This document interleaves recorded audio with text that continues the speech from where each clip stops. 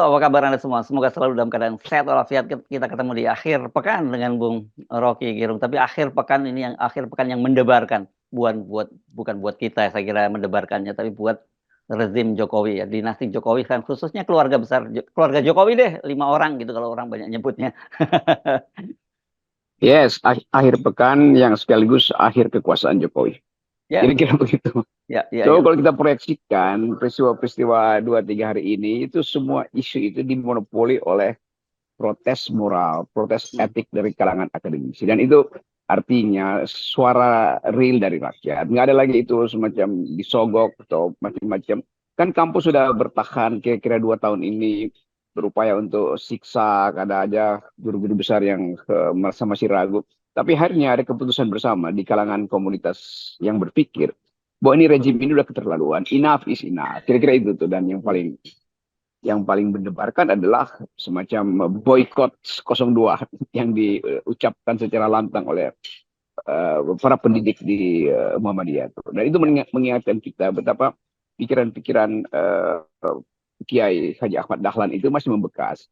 Yang dari awal kita tuntut supaya kekuasaan itu bersih, tetapi tetap dikotori oleh segala macam siasat dari dinasti yang akhir-akhir pekan ini juga akan berakhir. Kira-kira begitu Ya, ya, sinopsis berita ya. hari ini.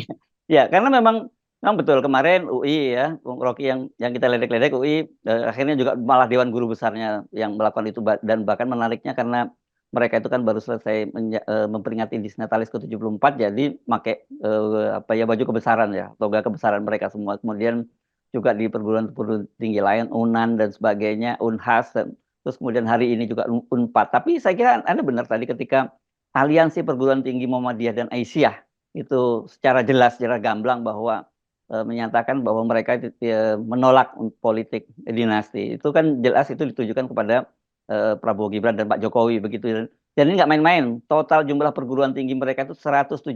Bung Rocky dari 82 universitas, kemudian ada sekolah tinggi, ada akademi dan sebagainya. Itu kan kita bayangkan kalau kemudian jumlah mahasiswanya juga sudah berapa itu.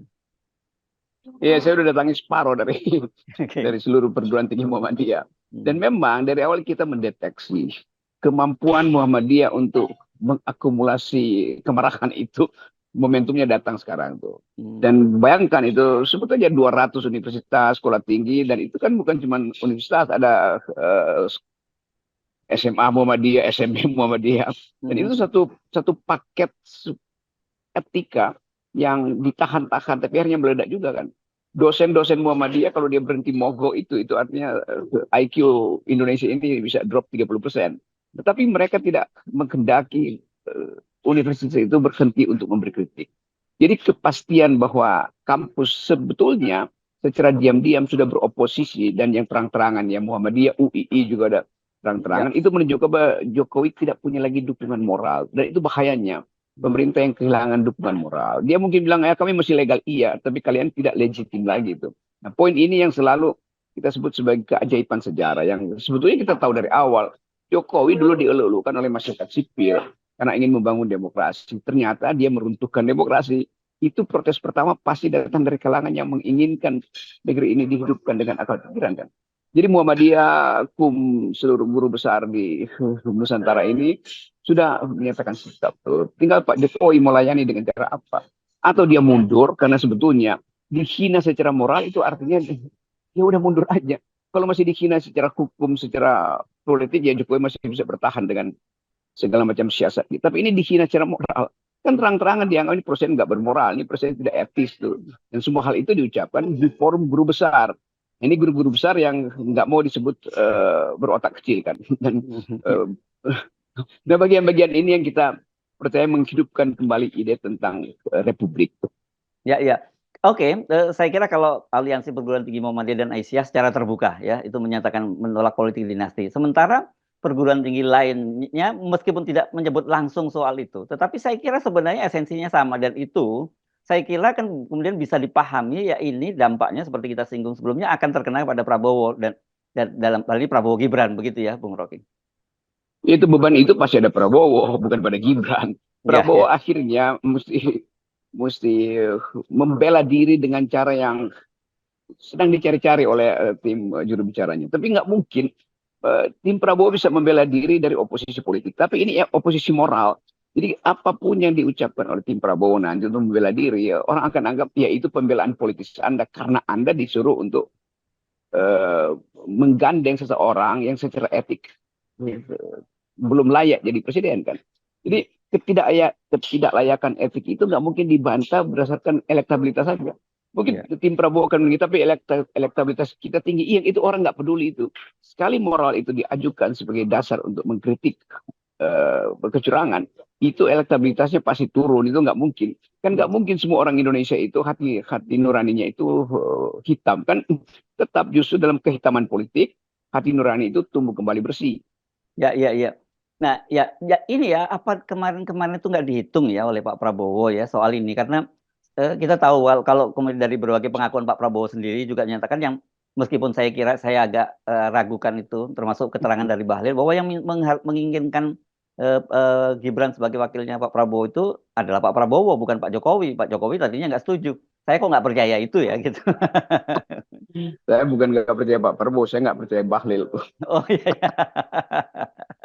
Karena apa fungsi Bahlil di situ kan? Bahlil kan dari awal ada pembenar, pembenar apa yang diinginkan oleh majikannya Hmm, sebagai jongos aja sebetulnya. Kata jongos hmm, itu jangan diartikan secara derogatif. Memang fungsinya sebagai jongos kan itu intinya kan bahasa Indonesia artinya pembantu sebetulnya. hmm, ya, Tetapi kata jongos itu menjadi dangkal karena seorang Bahlil itu dia berupaya untuk membenarkan sesuatu yang di dalam pandangan moral adalah salah kan itu dasarnya hmm, kan. ya, ya. Jadi sebetulnya fungsi dari Bahlil dari awal adalah membenarkan apa yang dikatakan Jokowi. Mau Jokowi bilang benar, dia bilang benar. Jokowi bilang salah, dia bilang benar juga. Hmm, Jadi sebetulnya ini cuma speaker doang. Ngapain orang dengar speaker kan? Itu ya. dasarnya. Ya, ya, maksud saya tadi ya, apa nggak dihitung bahwa situasi bisa berbalik semacam ini ya? Hmm. Karena kan sejak awal ya kita tahu mengapa Pak Prabowo ingin menggandeng Gibran itu antara lain ya tentu saja berharap mesin politik dari Pak eh, Jokowi kan, dan Pak Jokowi memang kemudian dengan terang-terangan memperlihatkan itu. Tetapi kan saya kira apa ya akal sehat publik itu kan tidak sesederhana itu, tidak sesederhana pikirannya keluarga Jokowi gitu yang mereka mudah mereka bolak-balikan dan faktanya saya kira sekarang ini menjadi gelombang bahkan air bah ini. Ini Bahlil ini hanya membaca tiap hari itu MOU pebisnis pemodal asing yang nggak pernah masuk juga. Dia nggak pernah baca buku semacam How Democracy Dies itu kan. Ya, ya, Kan ya. itu dasarnya bahwa orang yang berupaya untuk membangun demokrasi sebetulnya di baliknya itu ada kepalsuan hanya untuk memberi tadi mirror and smoke gitu. Bahwa seolah-olah ini ada demokrasi itu. Bahwa politik harus ada lembaga pemilu, lembaga partai politik, mahkamah konstitusi. Tapi itu kan etalase. Di balik etalase itu mengalir politik buruk, politik bengis, politik uang segala macam. Nah, Bahlil nggak mungkin membaca buku itu karena dia bagian dari politik buruk. Hmm. Dia akan cari cara aja untuk menerang-terangkan. Tetapi Bahlil juga satu waktu akan mungkin akan disidang oleh akal sehat bahwa Anda itu nggak cukup punya kapasitas bahkan untuk menerangkan hal yang Anda nggak mengerti. Untuk berbohong pun dia nggak sanggup akhirnya. Ya, ya, ya. Oke, nah ini saya juga membaca ini pernyataan dari Menko Perekonomian Airlangga Hartarto. Ini kan alumnus dari UGM gitu dan dia menyatakan bahwa itu hanya orang-orang tertentu saja yang mengatasnamakan kampus. Dia paham nggak ya kalau yang disebut sivitas akademika itu memang bukan kampus, itu bahkan termasuk alumnus seperti kita-kita ini juga itu bagian dari sivitas akademika. Ya orang juga akan bilang ya air langga itu lebih baik air mineral daripada air langga tuh. Karena lebih lebih bergizi air mineral. Jadi air langga dia dia bereaksi hal yang dia tahu konyol. Jadi sebetulnya kalau kita poles seluruh pembicaraan minggu ini, memang universitas memutuskan untuk memulai satu politik nilai. Dan itu dia pakai istilah sivitas akademi. Artinya semua orang yang hidup di kawasan pikiran, di kawasan akademi, itulah yang menjadi sumber kritik, sumber utama untuk mempertahankan moralitas demokrasi. Kan itu. Jadi Ya, Erlangga ya apa, kita juga bisa paham bahwa Erlangga terpaksa mesti bicara begitu. Karena dia tahu bahwa komorbidnya itu dikenali oleh Pak Jokowi. Dan sprindik pertama mungkin bisa keluar terhadap Erlangga. ya, ya, ya. Oke, tapi kalau dengan apa, dengan, situasi hari ini ya, di mana kampus-kampus dan masih terus akan terus, berjalan saya kira ini kalau toh kan tadi kampus yang, misalnya kampus perguruan tinggi negeri yang tidak segera bergerak, pasti menurut saya juga ini akan jadi semacam olok-olok, bahkan di antara para alumninya sendiri gitu. Udah terjadi satu gerakan massa yang basisnya adalah alam pikiran tuh. Karena itu keunikan dari ide perguruan tinggi tadi itu akan ditanya, Anda UGM yang mana, yang pro Jokowi apa enggak tuh? Ya ya Ya ya. kan kalian sekedar partisan kan. Oh itu Mhm. akan disebut, oh Anda UGM artinya universitas nggak mikir, kira-kira begitu kan. Jadi akan dibedakan nanti oleh publik Ya. tuh. Ini poin kita selalu adalah sinyal sejarah itu selalu dihasilkan pertama-tama oleh mereka yang bersih melihat politik. Nah, kampus itu pasti bersih melihat politik. Nah, Mhm. kemampuan Jokowi untuk bertahan ya nggak mungkin lagi tuh.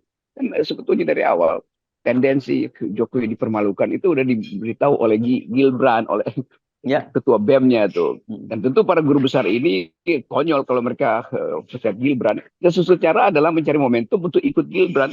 Jadi sebetulnya gerakan UGM ini adalah gerakan yang dimulai oleh mahasiswa. Dan Ya. selalu begitu, kemampuan mahasiswa untuk bersikap jujur kan jauh lebih cepat daripada refleksi kalangan guru besar. Guru besar mungkin masih menghitung ini demi Mhm. bangsa, demi Mhm. situasi politik global segala macam. Tapi mahasiswa dia nggak peduli bahwa dia mau tagih langsung, bayar kami tunai. Bahwa yang kalian dukung itu adalah seorang yang memalukan. Kan itu dasarnya tuh. Jadi Mhm. udah terjadi semacam ya dipermalukan secara publik itu bagi seorang presiden yang justru datang dari kampus tempat dia pertama kali belajar tentang etika. Itu artinya sebaiknya Pak Jokowi masuk kulkas saja supaya nggak kelihatan orang. Ya ya ya. Bung Rocky ini kan, levelnya masih dipermalukan begitu ya. Tapi kalau dia terus tidak mendengar seruan-seruan semacam ini, nanti bisa jadi dihinakan loh ya. Saya kira tapi menurut Anda apakah masih punya waktu nih Bung Rocky? Kita selalu menyisakan ruang semacam itu buat Pak Jokowi. Ya tentu sebagai makhluk Pancasilais kita Ya beri semacam mantap ini. second choice itu atau pilihan kedua pada Jokowi atau second chance lah Mhm. harapan kedua tuh Jokowi bisa datang ke publik kasih pidato bahwa saya memang bersalah tapi dia mesti ucapin saya bersalah jangan lagi pakai kalimat diplomatis. Jadi Mhm. sebetulnya kebutuhan kita adalah menagih basis etis terakhir dari Jokowi itu dan itu sangat mungkin tidak akan dia lakukan tuh karena dia tahu bahwa ketika dia ucapin itu seluruh reputasi dia selama 9 tahun ini akan kembali ditimbun di gorong-gorong. Jadi Mhm. sebetulnya ini kesalahan yang sejarah kan nggak mungkin memperbaiki kesalahan yang udah betul-betul apa namanya terminal 4 gitu udah tingkat kardinal itu. Jadi hasil yang kita pelajari hari ini ya pasti Jokowi akan kehilangan keagungannya, kemuliaannya dan kesempatan dia untuk minta maaf nggak mungkin lagi karena dia sudah memastikan bahwa dinasti dia harus menang tuh.